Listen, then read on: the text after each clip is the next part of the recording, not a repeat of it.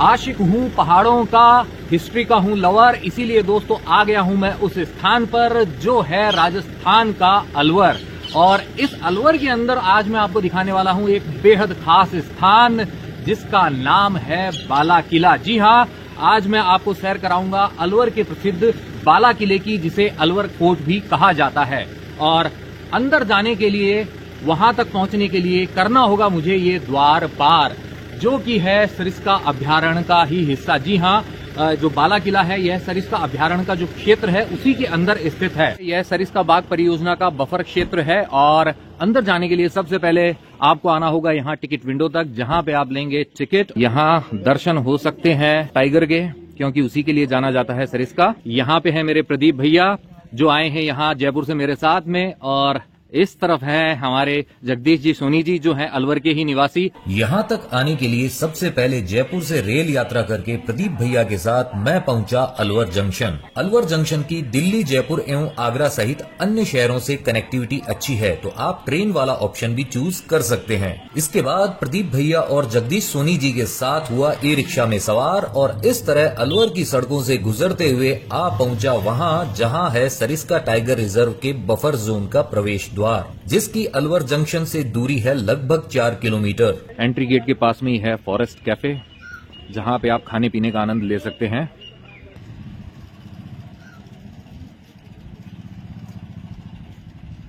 तो जोश आप दोनों का बरकरार है?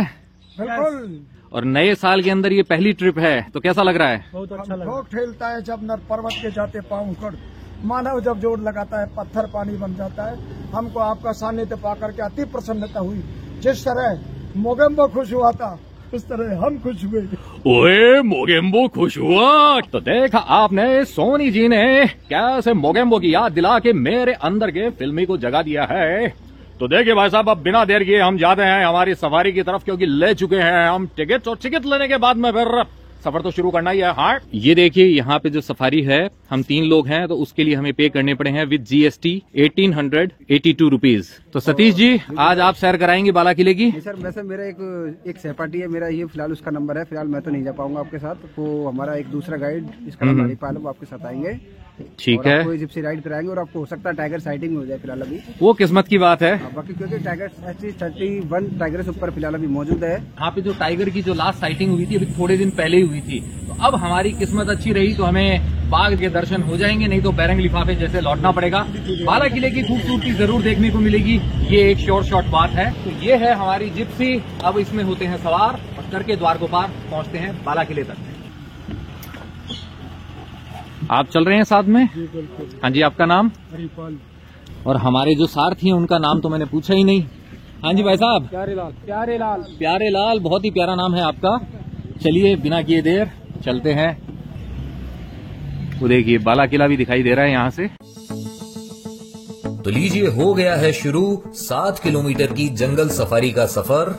यह एरिया सरिस्का टाइगर रिजर्व का बफर जोन है। जो मेन पार्ट है वह अलवर से लगभग 35 किलोमीटर दूर है। इस बफर जोन में 2 सफारी ट्रैक हैं। पहला 12 निवारी ट्रैक लगभग 20 किलोमीटर का ट्रैक है। इस ट्रैक के लिए 6 सवारियों की अधिकतम संख्या के लिए जिप्सी किराया है 6,732 रूपए। दूसरा ट्रैक है लगभग 7 किलोमीटर का बाला किला इको टूरिज्म ट्रैक, जो कि हमारा वाला ट्रैक है। अधिकतम 6 सवारियों के लिए इसके चार्जेस हैं 1,882 रूपए। आप चाहे 1 सवारी हो चाहे 6 सवारी हो, जिप्सी के लिए आपका किराया इतना ही होगा। इसमें आपको गाइड की सुविधा भी मिलती है। पर्सनल 4 व्हीलर में जाने के लिए आपको पे करनी होंगी 100 रुपीज, और एंट्री मिलेगी सुबह 8 से 3:30 बजे तक। वैसे तो बाला किले की बहुत सारी विशेषताएं हैं, और वो मैं आपको एक एक करके ऊपर पहुंचेंगे तब बताऊंगा, लेकिन एक विशेषता इसकी यह है, यहाँ पर होता था एक कुत्ता जो चलाता था तोप। अब वो कौन सा कुत्ता था यह आपको ऊपर चल के बताऊंगा। मॉनसून के टाइम पे अगर आप यहाँ आएंगे तो बिल्कुल आपको हर जगह हरियाली ही हरियाली देखने को मिलेगी। ये देखिए, यहाँ पे सांबर जी दर्शन देने के लिए आ गए हैं, तो इनके मामले में हम लकी रहे हैं। अब देखते हैं आगे बाघ बहादुर के दर्शन होते हैं कि नहीं। बाला किला अपनी सुरक्षा दीवार के लिए जाना जाता है, और वहाँ आप देख सकते हैं उसका एक प्राचीर। यहाँ भी पेड़ों के पीछे से झांकता हुआ एक वॉच टावर दिखाई दे रहा है।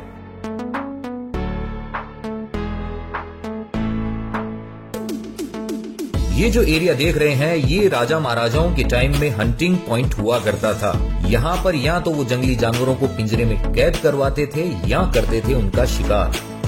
आगे दिखाई दे रहा है बाला किले की फेमस वॉल का एक शानदार व्यू और अब सामने दिखाई दे रहा है बाला किले का जय पोल।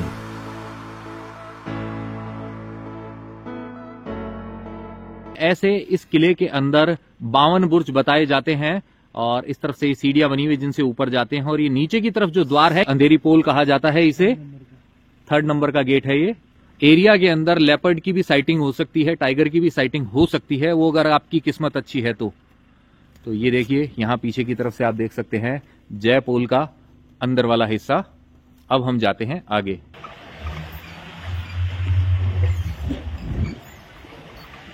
ये जो आप देख रहे हैं यह कहलाता है जयताल डैम।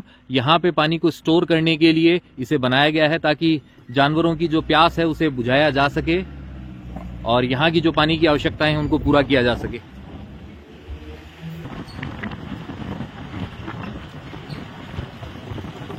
ये देखिए यहाँ से रास्ता जाता है करणी माता मंदिर के लिए, नीचे की तरफ है वो, काफी सीढ़ियां नीचे उतर के जाना होता है। ये देखिए देख सकते हैं आप करणी माता का मंदिर। ये जो सूखा एरिया आप देख रहे हैं इसे करणी सागर कहा जाता है। नीचे की तरफ जो है पक्की सड़क से अब हम कच्चे रास्ते से नीचे की तरफ जा रहे हैं। ये देखिए यहाँ ये कैमरे लगे हुए हैं जो लेपर्ड और टाइगर की जो साइटिंग होती है वो इन्हीं के द्वारा रिकॉर्ड की जाती है। देख सकते हैं आप छोटे से बच्चे को और इस तरफ आप देख सकते हैं इस बेर की झाड़ी को जो मेरे फेवरेट हैं, लेकिन इन्हें मैं तोड़ने के लिए नीचे नहीं उतर सकता हूं। आप भी अगर यहाँ पे आते हैं तो ध्यान रखिएगा आप अपनी गाड़ी से उतरने का जोखिम बिल्कुल मोल ना लें।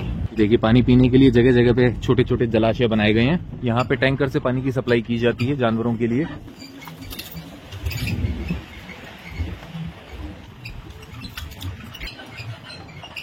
जंगल सफारी के अंदर हमारी जिप्सी आ पहुंची है करणी माता के मंदिर तक। अब जाके करते हैं वहां पे दर्शन और फिर करेंगे आगे का सफर इसी जिप्सी में। बालाकोट में बख्तावर नाम का राजा रहता था, उसकी रानी रूप कंवर। हाँ जी। उसके कोई पीड़ा रहती थी, कई वैद्य हकीमों से इलाज कराई लेकिन इलाज नहीं हो पाया। तब किसी ने बताया, बारेठ नाम का था कोई इसका रक्षक, तो बालाकोट में उसने इसकी आराधना करने के लिए, जैसे इसने आराधना की तीसरे दिन सफेद चील रूप धारण करके हुई नजर आई। दर्शन करने के बाद उसकी सारी पीड़ा खत्म, तब ये मंदिर बनाया गया था। तो ये रीजन है यहाँ मंदिर होने का। और इसमें उसके बाद इसकी पूजा अर्चना होते होते नवरात्रों में अब मेला बनने लग गया। और ये राठौड़ वंश की कुल देवी। हाँ जी। बड़ा मंदिर है देशनोक बीकानेर। हाँ जी बिल्कुल, मैं जा चुका हूँ वहाँ पे और पूरा व्लॉग बना के मैंने करणी माता की पूरी कहानी भी बताई है।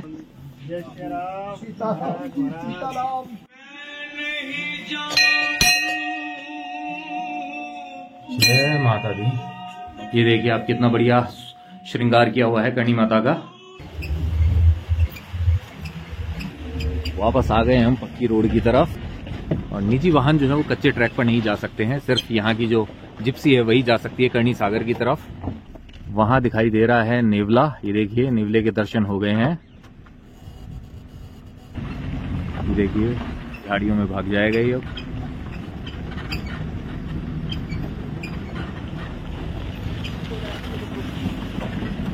ये देखिए इतना पास। ये है 4थे नंबर का लक्ष्मण पोल गेट और अब हम बाला किले के बहुत पास पहुंच चुके हैं। आप सामने देख सकते हैं वहाँ ये गेट एक तरह का गुप्त गेट है और इसको महाराजा ने स्टेट टाइम में इसमें से एक बार चोर जो थे ना वो खड़े ऊंटों को लेकर के सामान चोर के लेकर चले गए, जबकि ये गेट कहीं से दिखता भी नहीं है। ये गेट अपन को केवल प्रतापबंद माधवनाथ जी की भव्य चीज से बहुत गौर से देखेंगे तब दिखेगा। छुपा हुआ है ये, इसलिए गुप्त गेट कहा जाता है। इसका नाम तलाक गेट कर दिया, इसमें से आवागमन ही बंद कर दिया।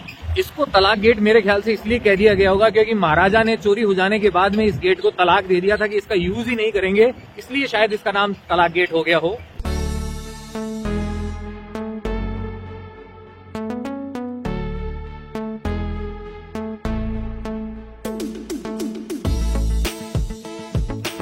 ये बिल्डिंग है बाला किले का बारूद घर, जी हाँ, इस बिल्डिंग के अंदर राजाओं के समय में रखा जाता था सेना का गोला बारूद।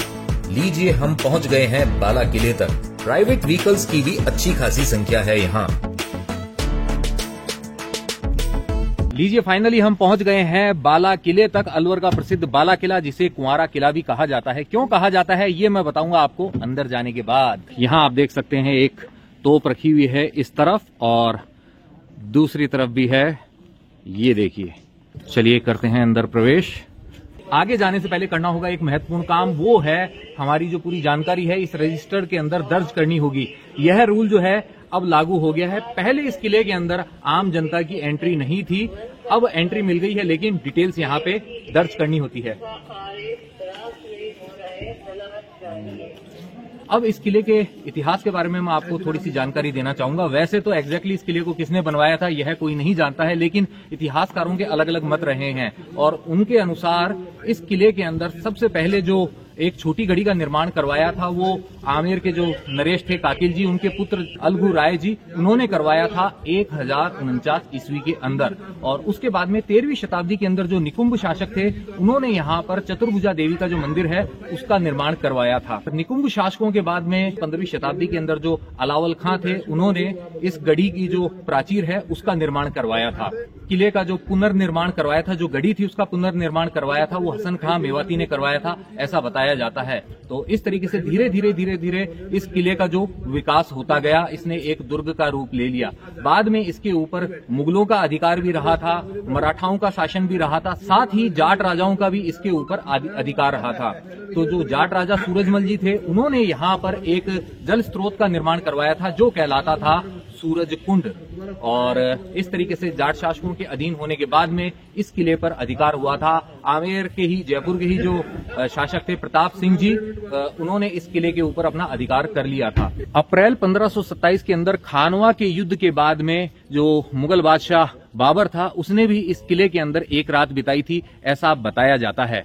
और मुगलों से इस किले का रिश्ता कैसे रहा है वो भी आपको बताता हूं। तो शहजादा सलीम के नाम से जो जहांगीर फेमस हुए थे बाद में, उनको यहाँ पे रखा गया था लगभग 3 साल के लिए। उनके पिता ने उनको कर दिया था निर्वासित और यहाँ पर उनको 3 साल का समय लगभग बिताना पड़ा था। तो ये द्वार है, इससे हम अंदर प्रविष्ट हुए हैं और अंदर का जो प्रांगण है ऐसा है। और इस तरफ आप देख सकते हैं बाला किले का ये जो सीताराम जी का जो मंदिर है वो है यहाँ। तो यहाँ आप अंदर देख सकते हैं प्रभु श्री राम की नीलम की बनी हुई प्रतिमा है, ये देखिए। और माता सीता जो है वो गोल्डन कलर के अंदर है। राजा महाराजाओं की कुल देवी शैलेंद्री देवी है इस तरफ सिंह पे सवार। और इस तरफ आप देख सकते हैं सफेद संगमरमर की बनी भगवान विष्णु की प्रतिमा। मंदिर के पास में ही आप यहाँ देख सकते हैं ये तोप। तो ये जो तोप है यह बना तो दी गई थी लेकिन यह चली नहीं थी और इसका आगे का हिस्सा काटकर बाद में दिल्ली भेजा गया। और आप यहाँ देख सकते हैं इसके ऊपर खूबसूरत कलाकारी भी की गई है। अब मैं आपको बताता हूँ उस खास कुत्ते के बारे में जो चलाता था यहाँ पे तोप। जी हाँ, उसे कहा जाता था लॉर्ड विक्टर। इस किले के अंदर जहाँ पे तोपों का निर्माण होता था, बाद में उन्हें यहाँ पर लाकर उसका परीक्षण किया जाता था, चलाया जाता था। लेकिन धमाका इतना तेज होता था कि कानों के पर्दे भी फट जाते थे और कई बार क्या होता था परीक्षण के समय तोप भी फट जाती थी। तो इंसान की जान नहीं जाए इसके लिए एक कुत्ते को प्रशिक्षित किया गया था जिसे लॉर्ड विक्टर कहा जाता था। और वह उस तोप का परीक्षण करता था, उसमें आग लगाता था और फिर नीचे जो पानी का बना हुआ कुंड होता था उसके अंदर कूद जाता था ताकि धमाके की आवाज जो है उसके कानों पर असर नहीं डाले। एक खास बात मुझे यहाँ पर आने पर पता चली है कि वो जो विक्टर है यहाँ पे शहर वासियों को समय बताने के लिए तोप के गोले दागा करता था, एक जो निश्चित समय होता था। तो इस तरीके से अलवर शहर के जो निवासी थे उन्हें पता चल जाता था कि क्या समय हुआ है। सबसे बड़ी तोप है वो तो जयपुर के अंदर जयबान तोप है, लेकिन जो दूसरे नंबर की तोप थी उसका निर्माण यहाँ किया गया था, ऐसा बताया जाता है। और उसी के परीक्षण के समय में जब आग लगाई विक्टर ने उसके अंदर तो तोप फट गई और उसी हादसे के अंदर जो विक्टर है वह मारा गया। लेकिन उसके सम्मान के अंदर यहाँ पे उसकी समाधि बनाई गई है, उसका एक स्थान बनाया गया है। तो ये है विक्टर की छोटी सी कहानी। जब जब ये किले की गूंज होती है तब तक राज परिवार में से किसी का मृत्यु होती है तो किला गूंजता है बहुत तेजी से। ये जिसको अपन कोई धमाका होता है क्या होता है? नहीं गूंजती है जिस तरह अपने ये गड़गड़ तेज गड़गड़ाहट की ध्वनि यहाँ पे सुनाई देती है, गड़गड़ाहट की ध्वनि। और जिस तरह भूकंप आता है ना उस तरह के होता है। तो इस समय 75 में जब ये गूंजा था तो चेलापाड़ी के लोगों ने काफी आगाह किया। उसके कुछ दिन बाद ही प्रताप सिंह जी युवराज का इमरजेंसी के दौरान 75 के आसपास का मैटर है, पूरे मुझे याद नहीं, तब वो गुजरे थे। कुछ पेड़ भी लगे हुए हैं और ये जो हिस्सा आप देख रहे हैं किले का, जिसको अभी रेनोवेट किया जा रहा है, शीशा लगा दिया गया है। यहाँ पे होती थी घुड़साल, यहाँ पे अस्तबल होता था, घोड़े बांधे जाते थे प्राचीन समय के अंदर। और अब हमें जाना होगा इन सीढ़ियों से ऊपर। ये सारा नवीनीकरण किया गया है, पहले इसमें लताम की सीढ़ियां थी चूने की। तो सीढ़ियों से ऊपर आते हैं तो दिखता है ये नजारा, देख सकते हैं आप, कबूतरों की फौज कर रही है वहां मौज। दूर दूर तक आप देख सकते हैं इस किले की दीवार को, और वहां पे आप देख सकते हैं अलवर शहर का विहंगम दृश्य। हवा बुर्ज वो है जो हवा बुर्ज है, सोनी जी ने बताया अभी। और ज्यादा हवा खानी है तो ऊपर जाना होगा, वहां से दिखेगा नजारा। अवैध किला है ये। तो यही कारण है कि यह किला जो कहलाता है वर्जिन फोर्ट कुंवारा किला, क्योंकि इस किले के अंदर कभी भी कोई युद्ध नहीं लड़ा गया, कभी भी खून नहीं बहा था इस किले के अंदर, इसलिए इसे कुंवारा किला कहा जाता है। वैसे तो इसके ऊपर मुगलों का अधिकार भी रहा है, मराठों का भी अधिकार रहा है, जाटों का भी अधिकार रहा है, लेकिन यहाँ पर अंदर कभी युद्ध नहीं हुआ था। आपस में संधि कर ही ठहरे थे। मतलब कोई एक समझौता होता था, उसके बाद में ही वो अंदर यहाँ आते थे, जो भी जिनका कब्जा हुआ था। तो बाल रूप का दर्जा दिया गया था, इसलिए इसका बाला किला पड़ा। बाल रूप से मतलब आपका क्या तात्पर्य है? बाल रूप जैसे बच्चा जैसा आपस में संधि हो जाती थी, अटैक नहीं हो पाता था। तो जैसा कि भाई साहब ने बताया कि इस किले पर संधि के तहत जो शासन का जो है वो ट्रांसफर हो जाता था, एक दूसरे तक वो सत्ता चली जाती थी, युद्ध नहीं होता था। और इसीलिए इसको कहते हैं ना कि जैसे एक बच्चे की कस्टडी सौंप दी जाती है गार्डियन को, तो उस तरीके से ही इस किले का जो है ट्रांसफर एक शासक से दूसरे शासक तक हो जाता था समझौते के तहत। तो शायद इसीलिए इसे बाला किला कहा जाता है, ऐसा भाई साहब ने बताया है। तो मुझे उनकी बात में दम लग रहा है। और अब चलते हैं हम इस तरफ। तो भाई साहब, ये जो हिस्सा दिख रहा है सामने, ये क्या कहलाता है? ये देखो, इसमें एक तरफ रानियों का महल है, एक साइड में राजा रहते थे। ओके। और ये दीवार है 11 किलोमीटर। ये 11 किलोमीटर की चारों तरफ बाला किला के चारों तरफ है, सीढ़ियाँ टच में है। हाँ जी। उस वक्त बताते हैं कि जो सैनिक होते थे निगरानी चौकसी करते थे चारों तरफ, क्योंकि राजा के पास धन दौलत अनेक रानियां संपत्ति होती थी, तो उनकी निगरानी भी अच्छी तरह से, कोई अटैक भी नहीं कर सके। तो ये दीवार थी चारों तरफ बाला फोर्ट के। बाला किले के अंदर सुरक्षा के लिए दीवार में अनेक छेद बनाए गए थे, लगभग 446 छेद बताए जाते हैं। प्राचीर है उसके अंदर बनाए गए थे, इसकी दीवारों पर बनाए गए थे, ताकि दुश्मन के ऊपर नजर रखी जा सके और जैसे ही वो पास आने की कोशिश करे उसके ऊपर गोलियां चलाई जा सके। लेकिन इस किले का जो भाग्य है वो ऐसा है कि यहाँ पर कभी कोई युद्ध लड़ा ही नहीं गया, लेकिन सुरक्षा को ध्यान में रखते हुए ये सारे इंतजाम किए गए थे। आइए अब चलते हैं इस तरफ और देख सकते हैं आप इस पुराने दरवाजे को, और इस पे लगा है ताला, इसलिए हम आ जाएंगे इस तरफ और फिर से हम खुले एरिया में आ गए हैं। ये इसकी प्राचीनता को दर्शाते हैं। कैसा लग रहा है भैया किला? अरे बहुत मस्त लग रहा है भैया। इस चौक के अंदर हम थे पहले, और अब जाएंगे हम यहाँ इस तरफ। और यहाँ आप देख सकते हैं ढलान है सीढ़ियों के स्थान पर, और इस ढलान मतलब चढ़ाई करते हुए हम आ गए हैं ऊपर की तरफ। ये एरिया होता था रानियों का महल, रनिवास होता था इस बाला किले का। यह होता था रानियों का स्विमिंग पूल। ये हिस्सा आप देख सकते हैं, ये है टूटा हुआ है। अब चलते हैं हम उस तरफ। तो पहले आप देखिए अच्छे तरीके से रानियों के महल के इस हिस्से को, और उसके बाद में मैं बताता हूं आपको यहाँ पर होता क्या था। ये देखिए, ये जो आप झरोखे देख रहे हैं, यहाँ पे बैठती थी रानियां, क्योंकि उस समय थी पर्दा प्रथा। ये देखिए, है ना खूबसूरत। वहां मेरे पीछे की तरफ वहां विराजते थे यहाँ के राजा, यहाँ के शासक, और यहाँ पर देखते थे होने वाले नृत्य को। और रानियां कहाँ बैठती थी वो मैंने आपको दिखाया था। वो जो झरोके थे ऊपर की तरफ बने हुए, वहां से बैठकर रानियां देखती थी यहाँ होने वाले सभी आयोजनों को, क्योंकि उस समय थी पर्दा प्रथा। तो यह था सेलिब्रेशन जोन, और इसी के अंदर चला करते थे उस टाइम पे फव्वारे भी, जो आज बंद है, क्योंकि इस किले की जो देखभाल है उस तरीके से नहीं हो सकती है जैसे कि उस टाइम पे हुआ करती थी, क्योंकि तब यहाँ पे सब लोग रहा करते थे। यहाँ हुआ करते थे फव्वारे, जो आज हो चुके हैं बंद। लेकिन राजाओं के टाइम पे इनमें से पानी आता था और बहुत ही सुंदर दृश्य हुआ करता था। तो और ये जो स्थान है जहां पे आप देख रहे हैं, राजस्थानी में इस पलंग को कहा जाता है माचा। तो ये जो पलंग, ये जो माचा देख रहे हैं आप, यहाँ इसके सामने यहाँ विराजते थे राजा जी, यह होता था उनके बैठने का स्थान। अंदर की तरफ आप देख सकते हैं कुछ रंग हैं, उनसे चित्रकारी की गई थी, नेचुरल कलर हुआ करते थे, लेकिन समय के प्रभाव ने इसको धुंधला कर दिया है। इस तरीके के हुआ करते थे ये कलात्मक पिलर, देख सकते हैं आप मार्बल के।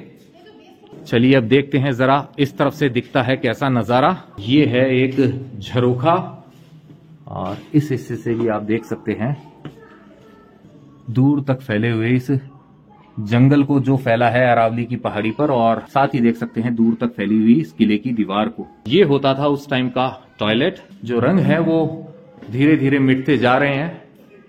तो ये वाला जो हिस्सा है इसके अंदर हमारी एंट्री क्यों नहीं है वो भी आप इस बोर्ड को देख के समझ सकते हैं कि यहाँ पर है पुलिस दूर संचार का केंद्र। ये रिपीटर केंद्र जो है ये बना हुआ है बाला किले के अंदर। इस वजह से इस किले के अंदर जो पुलिस डिपार्टमेंट के लोग हैं वो भी यहाँ पर रहते हैं। आम जनता का प्रवेश तो अभी थोड़े टाइम पहले ही स्टार्ट हुआ है, पहले अनुमति नहीं थी। ये वाला जो हिस्सा है आप देख सकते हैं ये काला पड़ चुका है, अभी धुएं का असर है शायद। ये देखिए कितना काला हो चुका है यह हिस्सा, देख सकते हैं आप।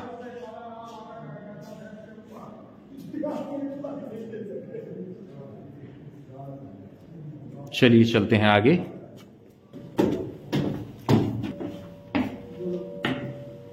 लीजिए आ गए हम ऊपरी हिस्से में और अब आपको दिखाएंगे अलवर का हसीन नजारा उस तरफ से। ये देखिए, लेकिन वहां जाने से पहले जरा इस जगह की कलाकारी को देखिए। ये जो रेक्टेंगुलर बॉक्सेस बनाए गए हैं इस तरीके से, उससे सजाया गया था इस हिस्से को। देख सकते हैं आप कैसे दीवारों का ये जो प्लास्टर है ये हटता जा रहा है। वहां है एक झरोखा और अब चलते हैं हम इस तरफ। अलवर शहर है ये, कोहरे की चादर में लिपटा हुआ। ये देखिए चित्रकारी का नमूना आप देख सकते हैं यहाँ पर। ये जो हैं ये सारे कूल कलर्स हैं। ये देखिए यहाँ लिखा हुआ है मूर्ख, और ये वास्तव में मूर्ख ही हैं जिन्होंने ऐसा लिखा है। इस तरफ देखिए, ये देखिए, है ना बहुत प्यारा। ये देखिए इस कक्ष की छत को।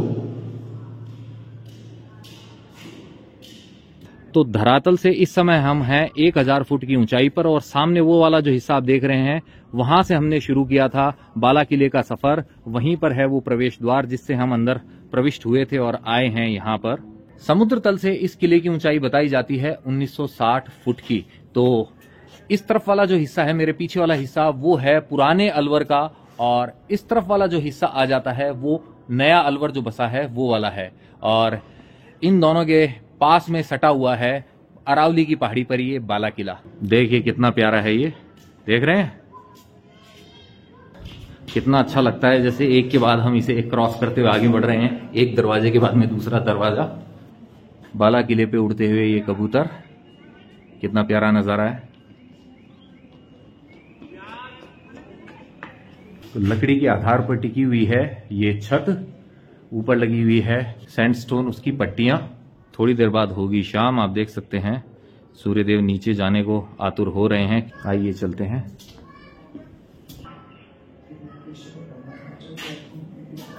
चलिए भाई साहब अब कहां चलें? अब चलते हैं यहां।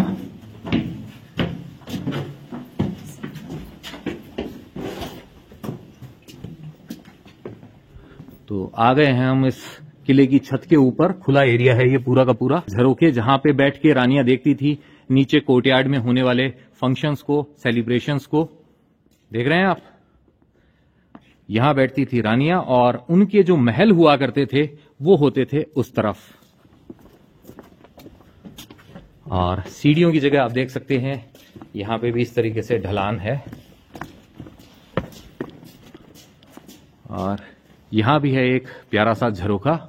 राजाओं की बात, वास्तव में राजाओं की बात ही हुआ करती थी। कितना शानदार बना हुआ है, खुला खुला एरिया भी है कि आपको सफोकेशन बिल्कुल नहीं हो, और बाकी सुरक्षा की दृष्टि से इसको एकदम मजबूती के साथ में बनाया गया है।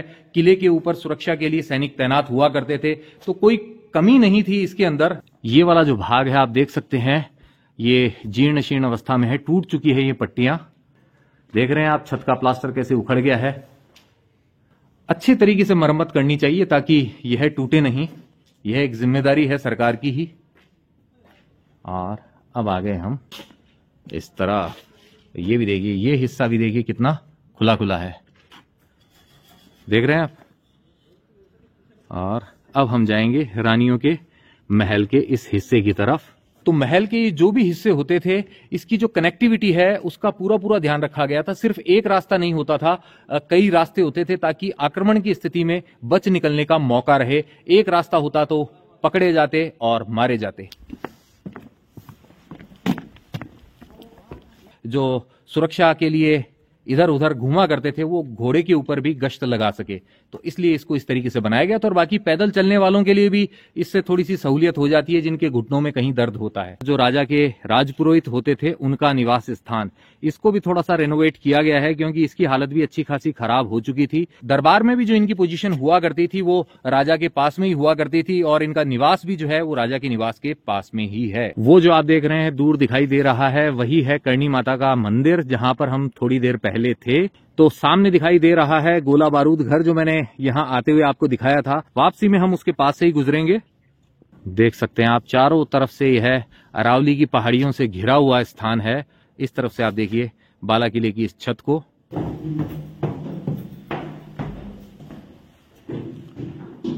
ये देखिए, ये है रानियों के महल की पहली मंजिल। और अब चलते हैं नीचे की तरफ।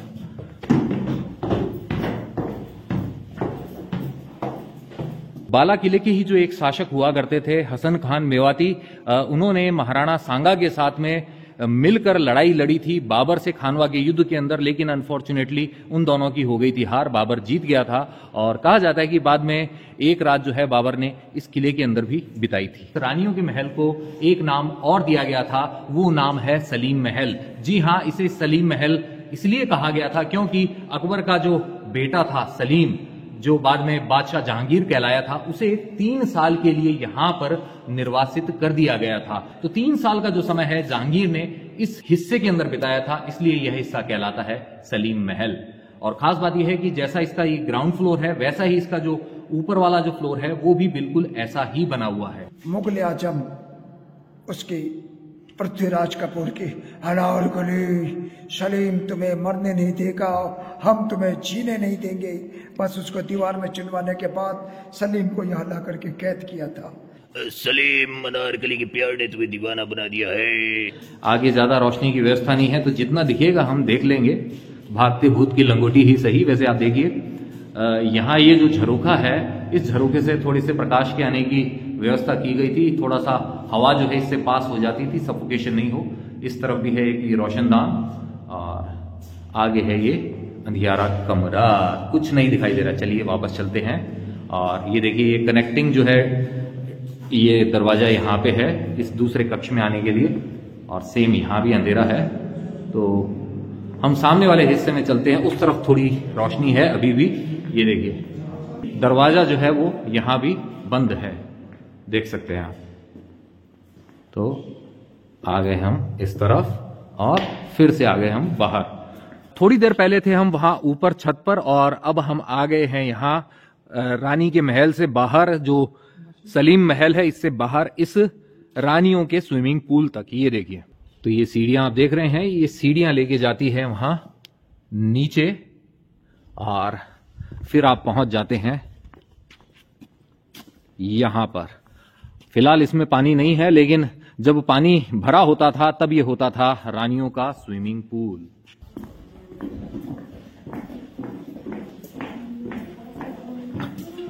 और ये है तोप को यहां से वहां शिफ्ट करने वाली गाड़ी। इसके ऊपर तोप की जो नली होती थी वो फिट हुआ करती थी, फिलहाल इसके ऊपर नहीं है। लेकिन वहां पीछे इस शीशे के अंदर आप देख सकते हैं बहुत सारी ये तोपें जो हैं यहां पर रखी हुई हैं। ये देखिए, तो बाला किला हमने एक बार देख लिया है। अब हम फिर से होंगे जिप्सी में सवार और फिर जाएंगे हम बाहर की ओर। और अब देखते हैं हम रास्ते में आपको क्या क्या और खास दिखा सकते हैं। प्रदीप भैया पहले ही पहुंच चुके हैं। ये है मेरी वाली सीट, पीछे वाली सीट, इससे मैं आराम से सारे नजारे कैप्चर करते हुए चलूंगा। अलवर आप जब भी घूमने का प्लान बनाएं, कोशिश करें कि जो गर्मी के महीने होते हैं आप उनसे बचें। बाकी मानसून के महीने में भी आएंगे तो काफी हरियाली मिलेगी। वैसे जो आइडियल टाइम है वो होता है अक्टूबर से लेके मार्च का। तो फिलहाल जो चल रहा है जनवरी चल रहा है, जनवरी की शुरुआत हुई है, नया साल शुरू हुआ है। बाला किले से अब हम जा रहे हैं चक्रधारी हनुमान मंदिर और सामने दिख रहा है बारूद घर। आए थे हम इस रास्ते से, अब जा रहे हैं इस रास्ते पर जिस पर है चक्रधारी हनुमान जी का मंदिर। यहाँ बारूद घर की दीवारों पर बैठी हैं कई मोरनियां अपने मोरों के साथ, और इस तरफ भी बैठी हैं कुछ और मोरनियां। फिलहाल बारूद घर पर इनका ही कब्जा है।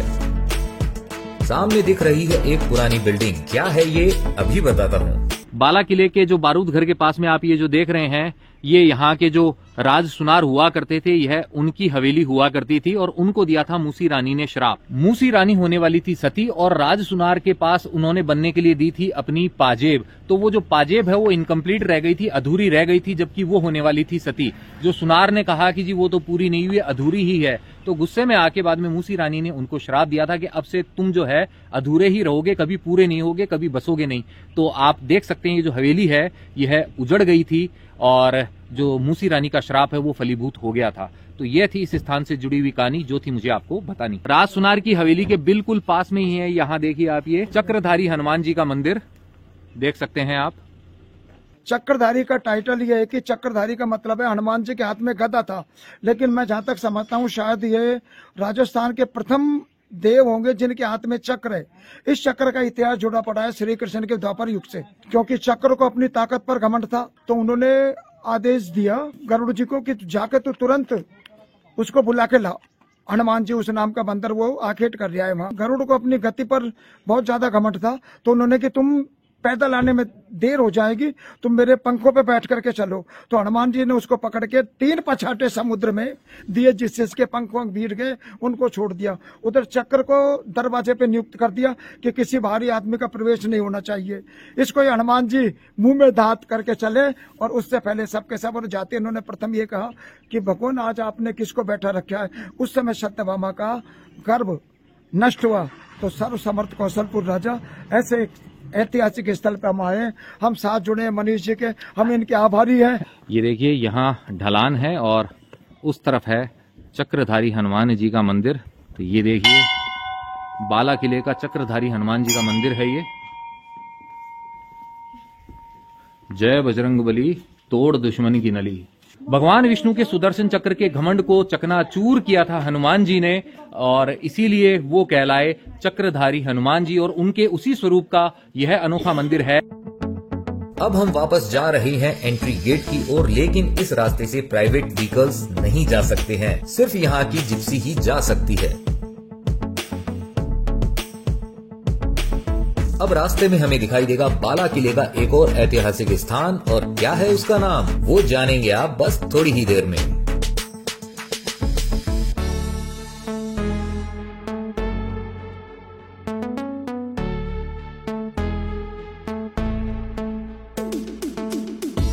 तो लीजिए हम पहुंच गए हैं उस स्थान पर। ये जो खंडहर नुमा भवन आप देख रहे हैं, यह था कभी एक शानदार महल जो कहलाता था जय विलास कोठी, और इसमें रुका करते थे अलवर के राजाओं के विशेष मेहमान।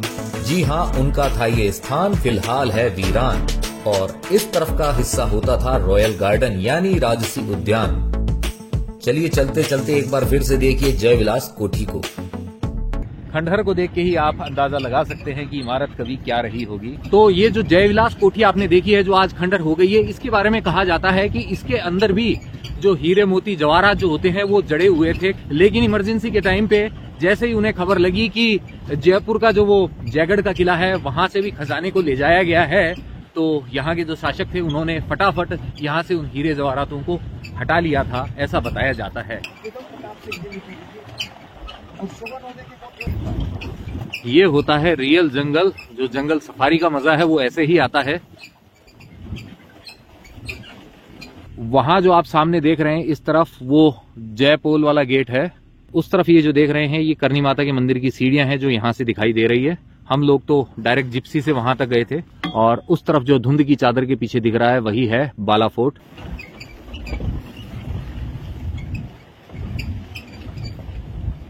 ये जो पेड़ आप देख रहे हैं यहाँ लगे हुए बीच बीच में, ये धौंक के पेड़ हैं, भाई साहब ने बताया है, और इसकी लकड़ी जो है कई पीढ़ियों तक चलती है, अच्छी खासी उम्र होती है।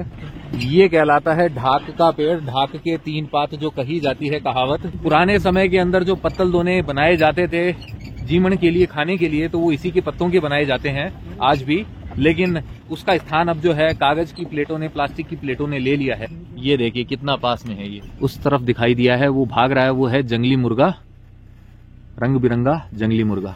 आशा करता हूं बाला किले का यह टूर देखकर आपको आनंद फल की प्राप्ति हुई है, मजा आया होगा। ये जो सफारी का मजा है जो मैंने लिया है उसमें से कुछ % तो आपने भी फील किया होगा। अगर पूरा मजा लेना चाहते हैं तो आपको आना होगा राजस्थान के अलवर के अंदर, यहाँ जो सरिस्का अभ्यारण्य का जो बफर जोन है उसमें स्थित बाला किले तक, और तभी आप ये पूरा आनंद ले पाएंगे। अगर आपको ये ब्लॉग पसंद आया है तो आप जानते हैं आपको करना क्या है। आपको इसे लाइक करना है, शेयर करना अपने नियर एंड डियर वंस के साथ में, साथ ही कमेंट करके पहुंचाने हैं आपके विचार मुझ तक। इस ब्लॉग के थ्रू जो पहली बार चैनल पे आए हैं उनसे यही है कहना कि भैया ये जो सब्सक्राइब बटन है इसे दबा दें और साथ ही प्रेस कर दे बेल आइकन को और चुन ले ऑल वाले ऑप्शन को। इसका फायदा ये होगा भविष्य में जो भी ब्लॉग्स आएंगे उनके नोटिफिकेशंस आप तक अपने आप आएंगे, आपको ढूंढना नहीं पड़ेगा। अगर आप मेरे साथ कनेक्ट होना चाहते हैं इंस्टाग्राम पर तो ये जो आईडी डिस्प्ले हो रही है इसे सर्च कीजिए, कनेक्ट हो जाइए इंस्टाग्राम पर। जाते जाते आपसे बस इतना ही है कहना कि यत्र तत्र सर्वत्र घूमते रहिए, घुमाते रहिए, लाइफ में हमेशा मुस्कुराते रहिए।